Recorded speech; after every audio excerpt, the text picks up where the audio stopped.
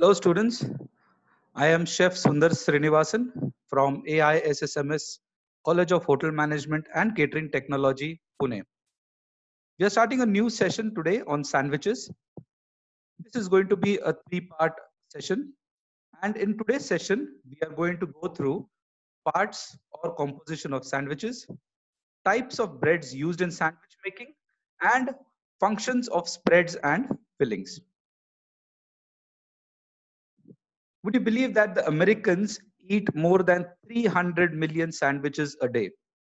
That is really a humongous amount of sandwiches to consume.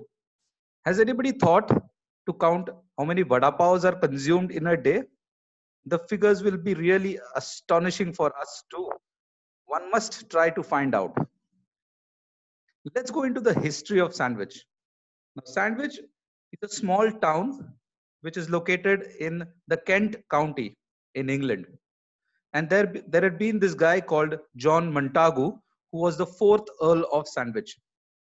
And he had a problem of gambling.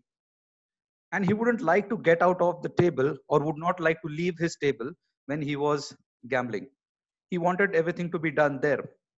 He had traveled wide through the world and seen many places.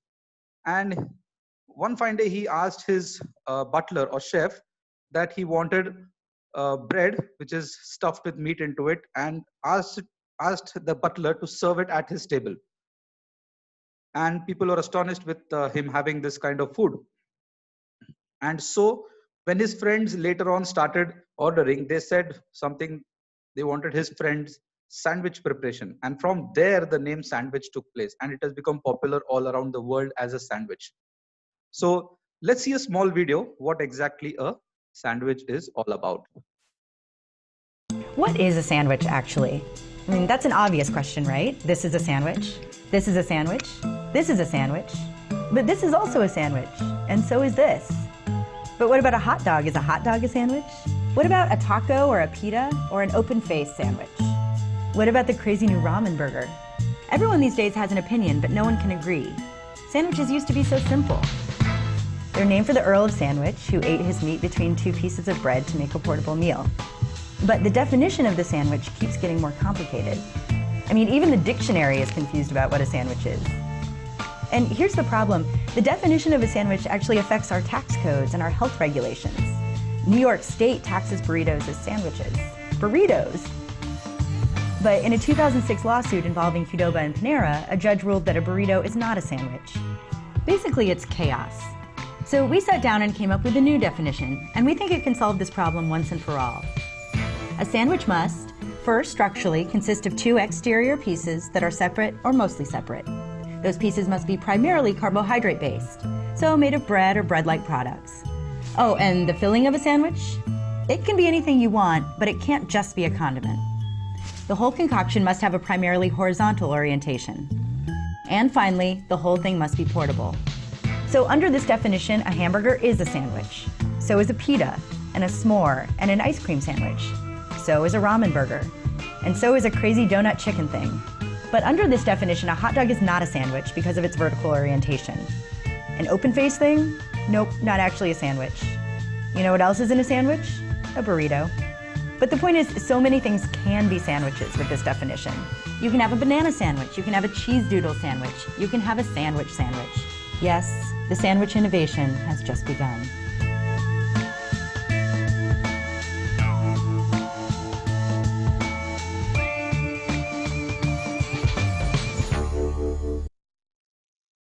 So I hope a little bit on clarification of what exactly a sandwich is seen in the video that we just played. So now let's go into parts of a sandwich. There are basically four parts of a sandwich.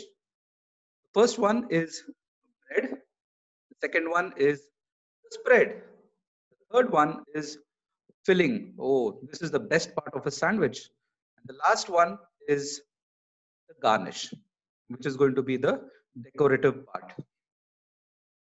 So let's see a little about bread. Now, bread is very important while making a sandwich. You must ensure that a good quality bread is being used, and variety of breads also are used. When you are preparing a sandwich with different types of breads like multigrain bread or a honey oats bread or maybe a rye bread. You have to understand or think of the type of sandwich that you're going to prepare, based on which you choose the right kind of bread. Also, ensure the slices are also of good thickness. It should not be very thin, else your sandwich will just break off very easily. So let's have a look at some of the breads that are used. First one is a rye bread.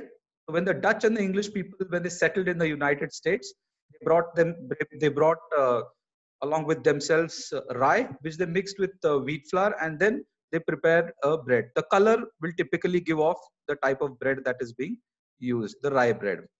The next one we see is the sourdough bread.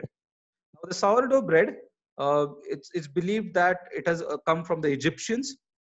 So what is special over here is the starter that is used for preparing this bread is used from the previous batch of bread that was made.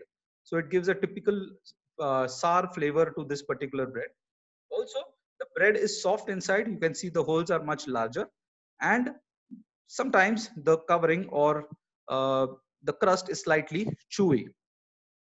The next type is focaccia bread. It's an ancient flatbread. Earlier, this bread was unleavened, but over a period of time, they've started leavening this bread, and it has a typical taste of olive oil, olives, herbs. People also are using sun-dried tomatoes and various other ingredients on the top. Now, this particular bread is strong in its flavor, so that is why you must have a good filling in this. Else, the bread will be the dominant factor in this sandwich. Now, pita bread. Now, this is a very popular preparation from the Mediterranean and the Middle Eastern cuisines. Just imagine, in India, our puris that we fry. Now, instead of frying them, if we put it in an oven and remove it, and you cut it into two, you will find pockets. So these pockets are used as the stuffing place. So where all the fillings can be put into the sandwich.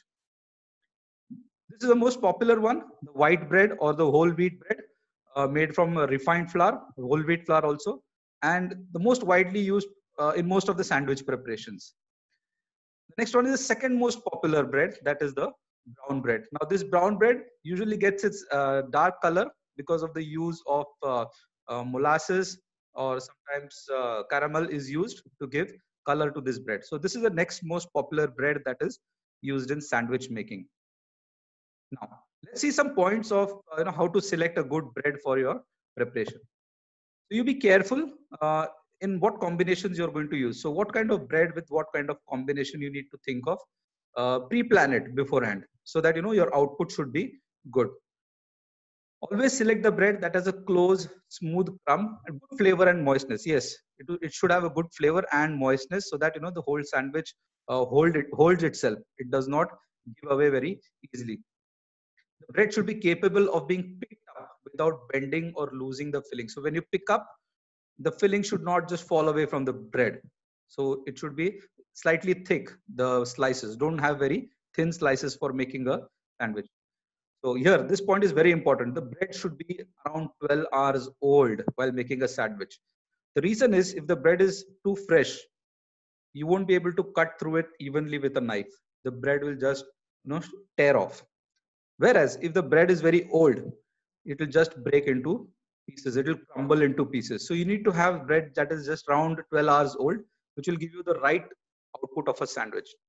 So this last point, ensure the thickness is good so the entire product hold itself. We just spoke about it earlier. Small question for all of you all. So I'll show a picture and you need to just identify what bread you see on screen. You just get 10 seconds and then I'll just give away the answer. So here we go.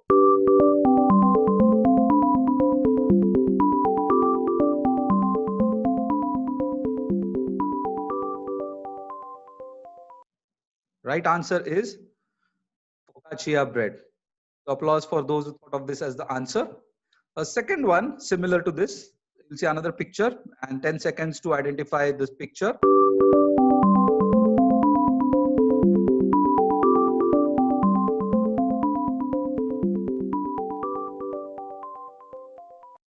So the right answer is rye bread.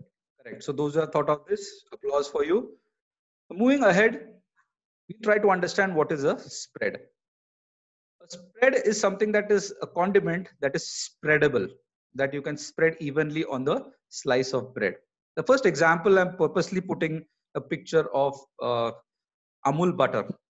Now, why Amul butter I put? Because if I put just a butter picture, it won't be easily understood. Amul butter, we call it Desh ka butter, the most popular butter in India. And I have seen when we go to departmental stores, people just don't ask, give me butter. They say, Amul butter though. So people have got that conscious that they know that they want Amul butter. So that's why I just put Amul butter. So butter is one of the first thing. Second one is compound butter. What is compound butter? So butter combined with different flavors, colors, ingredients to give different tastes. For example, you have mustard butter, you have maitra diyot, you have garlic butter, you have cherry butter. So different types of butters can be prepared and used as a spread on sandwich. Again, third one is table margarine. So I put a brand over here, Neutralite. Otherwise, you will feel that this looks same like butter itself. So table margarine can be used as a spread for making sandwiches. Then we have mayonnaise, one of the classical sauce preparations. Mayonnaise also is used as a spread because owing to its properties, it's very nice, wonderful in taste. And then we have cheese spread. Yes, cheese spread can also be used as a spread on butter. Mind you, not cheese. Cheese itself cannot be used. A cheese spread can be used as a spread for sandwiches. Then we have peanut butter. Although it is not butter in itself, but yes, peanut butter, a wonderful preparation. You can go through YouTube and see some beautiful videos of how peanut butter is made. This is also a very favorite spread used by many people today on sandwiches. Then we have spreads like jams and marmalades. These are used while making sandwiches. So this is also one of the favorite spreads with children. Let's see some functions of this spread. The main function of spread is to hold the filling and the bread together. Now it's just to understand that it's like a glue that holds the bread and the filling together. It does not allow the filling to move around easily. And the second one is very important. It forms a protective layer on the bread and prevents it from getting soggy. Yeah, you have to imagine this, that when you put a spread on a bread slice, so it forms like a thin layer and does not allow the moisture to come directly in contact with the bread immediately. Now imagine uh, in our homes when we make a sandwich, let's say chutney sandwich. When you make a chutney sandwich, try putting the chutney directly on a bread slice and observe what happens. In the next 5 seconds, you will see that the bread becomes soggy. Now, the same bread slice, you apply butter and then you apply chutney. You will find the difference that the bread is able to sustain for a longer period. So we have to be very careful with this part. The third one adds taste and mouthfeel to the sandwich. Yes, wonderful taste and mouthfeel when you have a good spread being used, and also adds nutritional value to the sandwich. Now, we'll go into some fillings now. Now, fillings could be made of either a single ingredient or a combination of many ingredients. And today, there are so many combinations that one can do, n number of combinations that can be done. Chefs think of very, very creative combinations that could be used for making a good sandwich. And many times, the sandwich gets its name from the filling that is being used. You'll find, like just an example I gave a few moments back, chutney sandwich, the name itself suggests that chutney is going to be the main ingredient that is being used. Now let's see some functions of this filling. It gives a predominant flavor to the sandwich. Yes, the flavor of the main ingredient or main filling is going to be there. Second, provides moisture to the sandwich. Yes, the mouthfeel when you eat, it has to give good moisture. It gives a good moisture. It also forms the main body and bulk to the sandwich. Yes, it gives the main body, the structure to the sandwich, and adds to the bulk of the sandwich, the weight of the sandwich. So these are the main functions of filling that is there. A small thinking question over here I'm going to put for all. I'm going to show a picture and just take a few seconds, or as you look, you start thinking about what is this all about? What am I showing? Just take 5 seconds to think. Yeah, correct. You must be thinking, what is this man doing? Having a bread and a banana and some sauce in it. The reason I told you all to think about this particular point is, look at these two pictures that I'm showing you. There is a reason why I told you all to think. The Reason is you have to think that the ingredients must complement each other. It is very important to think about these when you're making a sandwich. For example, on the left, if you see of your screen, so you'll find bacon, egg, and cheese. So it's a good combination. On the right, you will see chutney and cucumber. They go well with each other.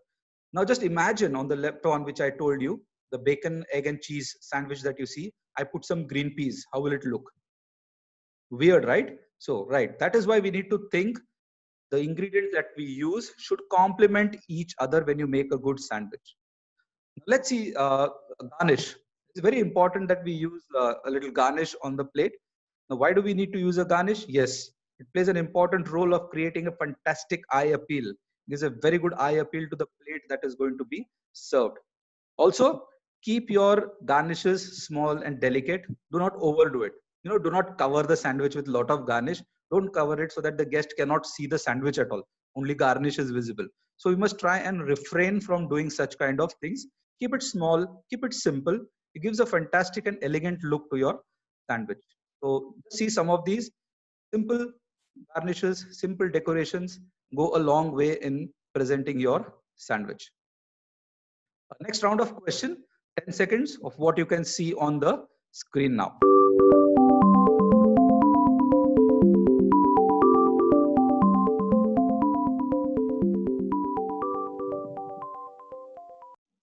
And the right answer is variety of spread. So round of applause for those who have thought this as the answer. A second question very similar to this.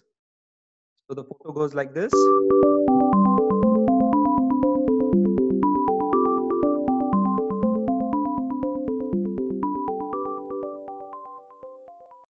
And the right answer is variety of fillings. Again, a round of applause for those who have thought this as the right answer. Small question to you all before I say thank you to you all. So when is the World Vada Pav Day celebrated? Think about this, find out about Vada Pav and when it is celebrated in the world. So with this, I thank you all for this particular session. Hope you all like this session. And students of AI SSMS College of Hotel Management need to click on the link given in the description column below and attempt the quiz. Happy learning. Bye all of you.